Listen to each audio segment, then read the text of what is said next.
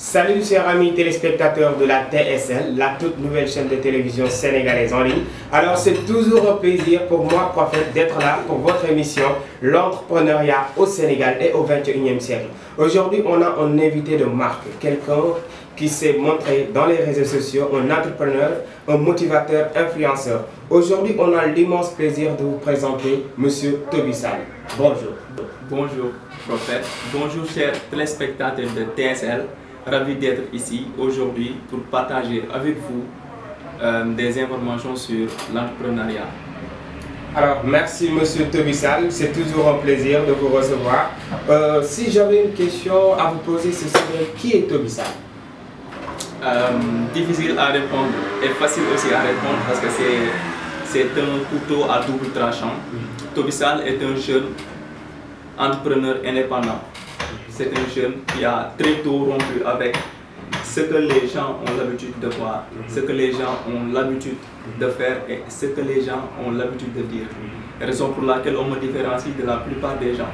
De l'autre côté, on a un Toby Sall, voilà, qui est le charmant du public, on va dire.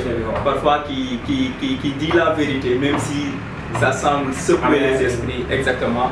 Et voilà, je vis ma vie comme ça, je sers les autres parce que ma mission pour moi sur Terre, c'est de servir davantage et d'aider surtout les jeunes à être de plus en plus conscients de l'âge actuel du développement. C'est vraiment intéressant, on a beaucoup tiré de cela. Et j'avais une autre question à vous poser, ce serait: qu'est-ce que l'entrepreneuriat selon vous? Parce qu'on voit que chaque personne a sa propre définition, chaque personne appréhende le mot entrepreneuriat à sa façon. Donc selon vous, selon Toby Sall, que veut dire entrepreneuriat? Oui, chacun a sa définition exacte selon lui, selon sa perception des choses. L'entrepreneuriat peut être défini comme: j'ai une idée de business, je l'accomplis. Les Anglais disent ideas is shit without execution. Si vous avez une idée et vous ne savez pas l'exécuter, égal à zéro. Donc l'entrepreneuriat, c'est j'ai une idée et comment transformer ces idées. Je cherche les moyens pour y parvenir. On a vu Mouche Sec il y a 2 ans avoir une idée de projet et lancer son projet. C'est ça. Comme aujourd'hui, moi j'ai des idées de projet. Toi aussi, tu peux avoir une idée de projet. Tu te dis que c'est comme ça que je vois les choses. Ce problème-là, je vais en faire un business. Problème, solution. C'est ça, entreprendre. J'entre et je prends. Absolument. C'est vraiment beau comme définition. Comme on le dit à chaque fois, c'est comme, disons, la philosophie. Chacun a sa propre définition là-dessus. Et c'est vraiment intéressant la façon à laquelle tu as défini le mot entrepreneuriat. Donc, en plus d'être un entrepreneur, vous êtes motivateur et vous influencez les autres à se lancer dans l'entrepreneuriat. Ce qui fait de vous un excellent entrepreneur. Donc, si je avez une question pour moi, lan moo tax jeunesse su tey duñu risquer en fait, parce que qui dit entrepreneuriat dit prise de risque. Képp kuy lancer wu ci entrepreneuriat, il va falloir que ngay risquer, tu vois. Donc lan moo tax ndawi léegi ñu nekk ci école yi ci université yi étudiants et tout, pourquoi duñu risquer pour mën a réussir seen life? waaw boo xoolee tamit loolu dafa nekk nga xamante ne daf ñu sonal trop dañoo am jeunesse boo xamante ne dafa dépendant. dañoo am jeunesse boo xamante ne ay jeunesse suiveur lañ ne. dama koy wax chaque instant 2 types de jeunesse lañu am. 95% ils sont des suiveurs et ils suivent les gens yoo xamante ne dañ leen teg ci yoon. mooy ñi nga xamante ne seen jàll sorewul. ñi nga xamante ne tey dañ leen abandonné parce que bëri na fi. moo tax jeunes yi tey ñu si bëri dañuy dem école jàngi. bu ñu génnee fa la ñu bëgg a liggéeyee Orange. fu ñu génnee fa la ñu bëgg a liggéeyee TFM. bu ñu génnee fa la ñu bëgg a liggéeyee Expresso. alors que entreprises yooyu yëpp ils ont été créés par un entrepreneur. Raison pour laquelle un entrepreneur, c'est quelqu'un qui crée quelque chose pour d'autres personnes. Tu vois ce que je veux dire? Donc jeunesse bi la moo tax ñu mënuñu risquer lenn kese la. moo dañ leen tëj ci système de 5 à 21 ans 22 ans ñu tëj la ci benn système de 8h à 17h. tu apprends des programmes archaïques. Voilà, c'est ça. La philosophie. Les trucs de la Chine qui sont archaïques, alors que les choses ont changé. En Russie, tu vois des personnes à l'âge de 16 ans créer des applications qui vont révolutionner le monde. Mark Zuckerberg a créé une application à l'âge de 22 ans, être le plus jeune milliardaire. Donc, Mark Zuckerberg boobu boo ko indi woon fii tey Sénégal da nga koy teg ci système ne ko da ngay jaar université pour nga tekki nga ne ko sa mag bi lii nii la def fii la jaar pour tekki yow foofu ngay jaar alors que tu n'as pas besoin de faire des études longues pour réussir ta vie. Il y a un grand entrepreneur qui a dit l'école rate des entrepreneurs de chaque jour, tous les jours. Absolument. Tous les jours, parce qu'on prend ton temps de 8h à 17h. C'est 9 heures de temps. Et time is money. En Amérique, tu n'as pas besoin de faire de longues études pour réussir.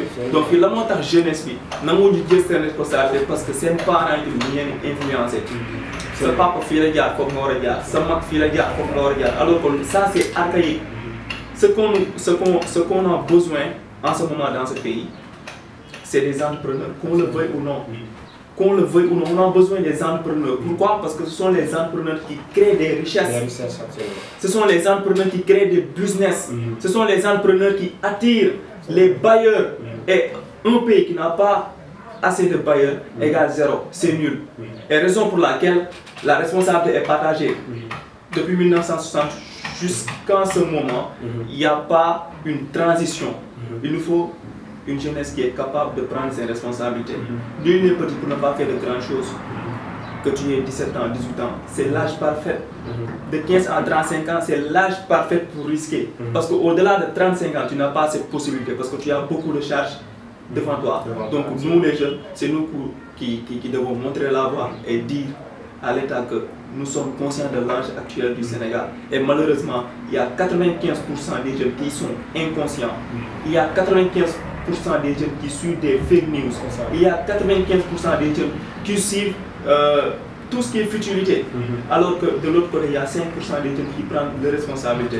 Et ces jeunes-là, malheureusement, l'État ne les subventionne pas. C'est ça l'ironie du sort. C'est ça, parce que les jeunes, nous sommes des victimes. Nekkul que la majeure partie de nos, peut-être, je peux dire, ñàkk fayda wala ñàkk jom, mais plutôt ils ne savent pas ce qu'ils doivent faire.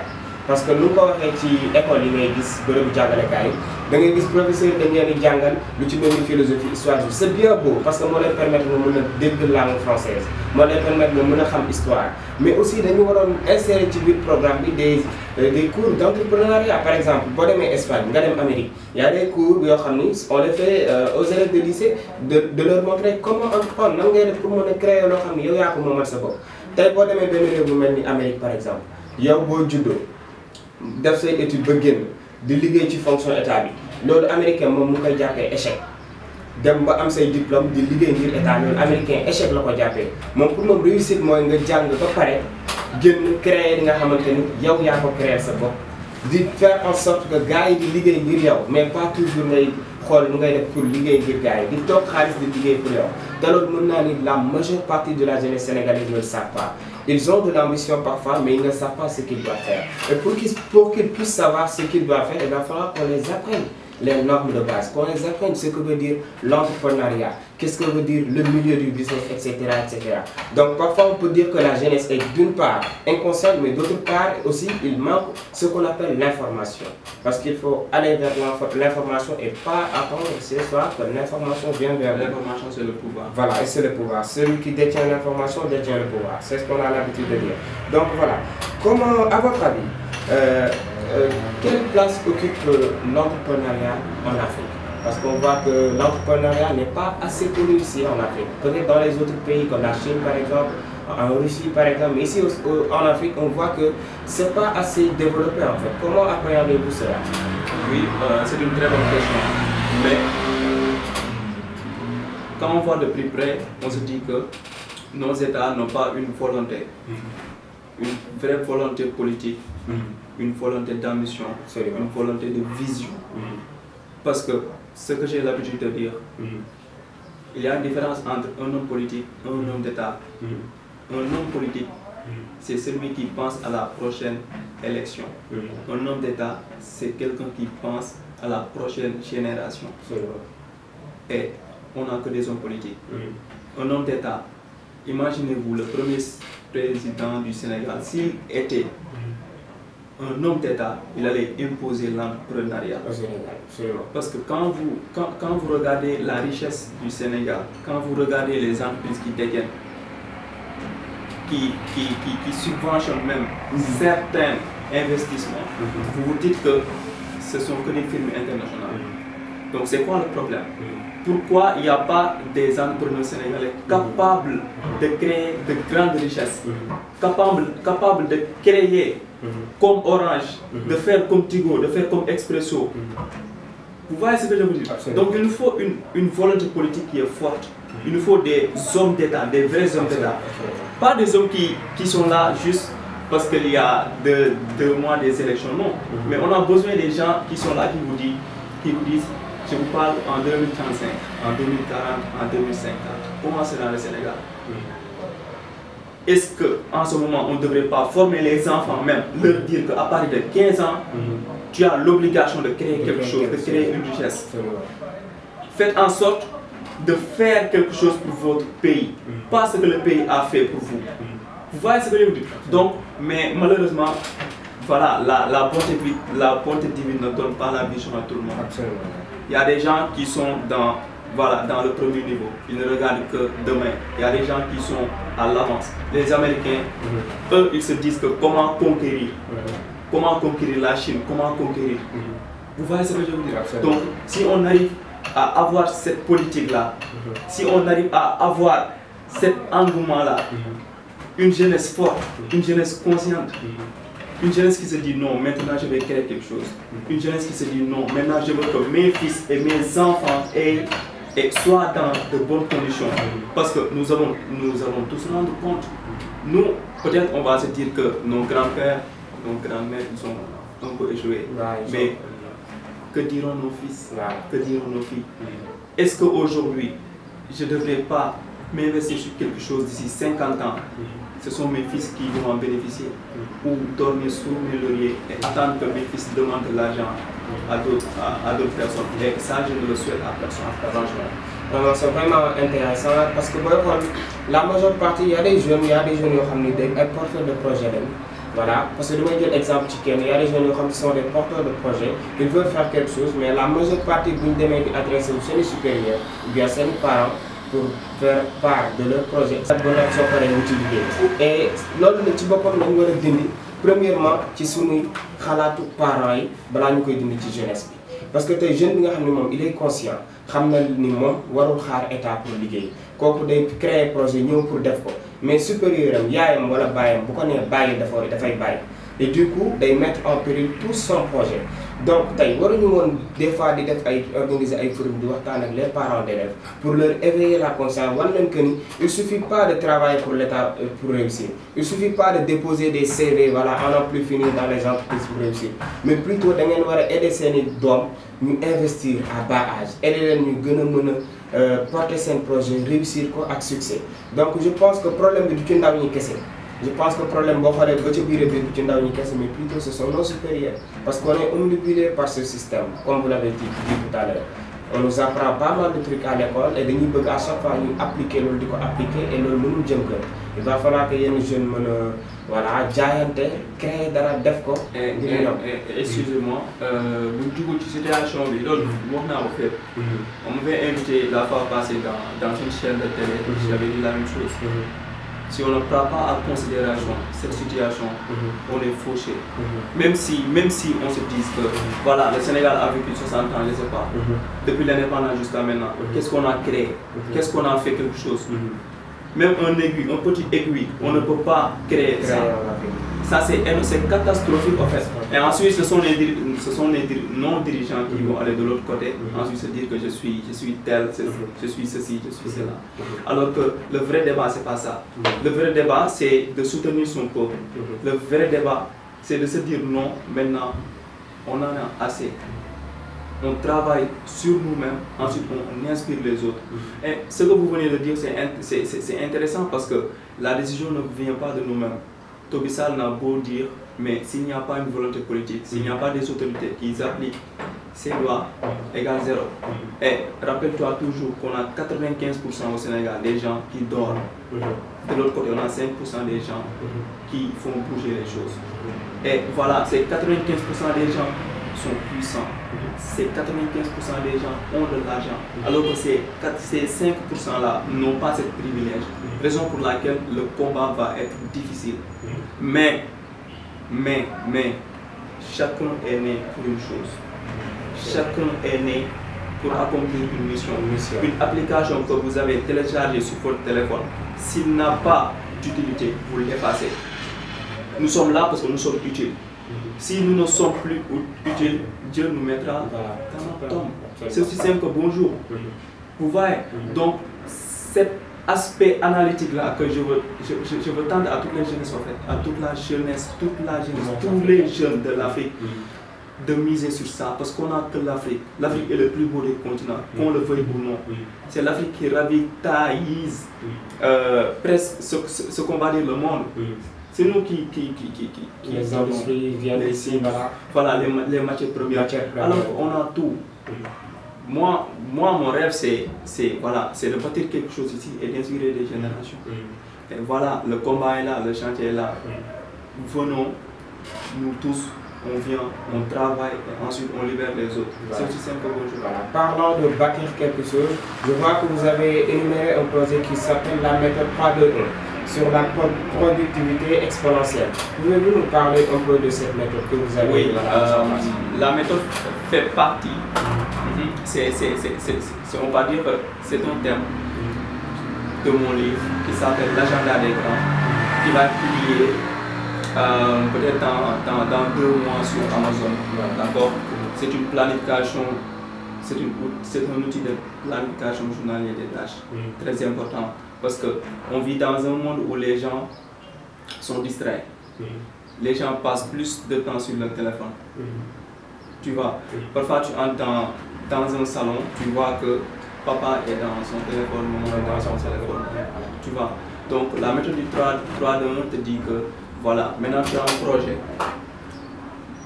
tu fixes des objectifs. Maintenant le plan c'est le 3-2-1. Durant les 3 prochains mois, je prends les 2 premières heures de ma journée à se concentrer uniquement sur mon seule activité la plus importante et la plus prometteuse. Parce que c'est juste phénoménal. Parce que moi au début, avant d'être ce que je suis actuellement, c'était très dur. C'était très dur même avec les critiques, tu vois, avec la réjection et tout ça. Il me fallait vraiment quelque chose qui est solide dans ma tête. Il me fallait, voilà, se réveiller à 4 h du matin, travailler de 4 h à 6 h, tu vois, faire des trucs de dingue, des trucs de fou, tu vois. Et comme que la méthode du 3-2-1 m'a aidé, je me suis dit que comme que ça a aidé à tout ça, ça va aider à tout le monde. Parce que quand tu te dis, nous sommes au mois d'avril, durant les 3 prochains mois, c'est-à-dire vous avez mai, juin et juillet, je prends chaque 2 premières heures de ma journée. Si je me réveille à 6 h du matin, je prends de 6 h à 8 h à me concentrer uniquement sur mon projet phare. C'est ça mon projet, c'est ça ma vision, c'est ça mon ambition. Quand je me réveille, je mets 2 heures de temps à la concentration. Je fais mon téléphone, mode avion, d'accord? Pas d'appel, pas rien, je m'enferme. Si tu le fais 3 mois, après quand tu sors, voilà, les choses vont devenir plus claires. Et on a besoin de la productivité. Et je vous assure, ça fait partie de mes combats, je ne voulais pas en dire parce que même le système éducatif, il y a des programmes qui devraient être mis là-bas. Les élèves ne sont plus concentrés. Et tu vas en Chine, les mois de l'après, l'art de la concentration, le silence. Et ici, on ne nous apprend pas ces choses. Et c'est fondamental. Et le Sénégalais pense que Dieu est Sénégalais. Le Sénégalais pense que le monde s'arrête juste autour de lui. Et le Sénégalais pense qu'il est plus malin que tout le monde. Alors que les choses, voilà, les choses ne sont pas comme ça. Il y a d'autres choses à acquérir, il y a d'autres savoirs. Il y a d'autres savoirs.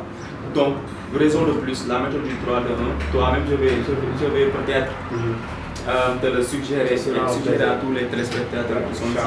Parce que quand vous prenez durant les 3 prochains mois, vous prenez les 2 premières heures de votre journée à vous concentrer uniquement sur votre seule activité, la plus importante et la plus prometteuse, vous verrez que les choses vont changer. C'est vraiment intéressant cette méthode et ce serait vraiment un plaisir que vous me faites part de cela et de nos très chers internautes qui vous suivent de par la télévision sénégalaise en ligne. Donc je pense que vous avez pas mal donné voilà, des conseils à ces très chers internautes, à ces jeunesse sénégalaises. Donc si vous avez un tout petit message à lancer à la jeunesse africaine et à nos très chers internautes qui vous suivent. Le message est comment dire, c'est l'unique message que je donne, c'est que vos décisions créent toujours votre destin. Vos décisions vont créer, chaque instant que vous prenez une décision, sachez que votre destin est influencé. Donc, raison pour laquelle, avec l'enjeu actuel du sous-développement, avec l'essor que l'Afrique vit en ce moment, nous avons besoin d'une jeunesse forte. Nous avons besoin d'une jeunesse qui est consciente. Nous avons besoin de ce genre de jeunesse qui est capable d'inspirer, d'influencer et de dire aux Européens, nous sommes prêts. De dire aux Européens que ça va, maintenant il n'y a plus de gaspillage. Les Africains ont une éducation numérique. Les Africains ont une éducation sociale. Les Africains ont cette croyance en qu'un jour viendra, par la force, on va se développer, on va sortir de ce pétrin et que nos gouvernants le sachent et qu'un jour viendra, tôt ou tard, on va s'en sortir. Et ça commence par aujourd'hui. Vos décisions créent votre destin et ça passe par où? L'information, c'est le pouvoir. Celui qui détient l'information détient le pouvoir. Parce que dans ce monde, nous sommes dans un monde où vous devez trafiquer l'information, créer ce que vous voulez. Si vous ne le faites pas, on vous utilise. Soit vous êtes en danger, soit vous êtes en danger. Soit vous êtes en danger, soit vous êtes dangereux. C'est ça, l'infinite game. Voilà, je pense que nos très chers internautes, y compris moi et tout le monde, ont bien appris de par vos mots. Ça se voit que vous êtes un influenceur, un motivateur, parce que pas mal de choses ont été énumérées de par vos dires et j'en ai beaucoup appris aujourd'hui. Et ça a été vraiment un plaisir de t'accueillir sur la toute nouvelle chaîne de télévision sénégalaise en ligne. J'ai beaucoup appris de par vous et voilà. Comme je le dis toujours, chers amis téléspectateurs de la TSL, la télévision sénégalaise en ligne, n'hésitez surtout pas de vous abonner et d'activer la cloche de sonnerie pour avoir de nouvelles notifications concernant les émissions. Et pour avoir de plus amples informations concernant notre invité Tebissane, veuillez voir sur la description, vous aurez des informations concernant ses pages d'Instagram, Facebook, etc. Donc merci et très prochainement sur votre toute nouvelle chaîne de télévision sénégalaise en ligne. Merci.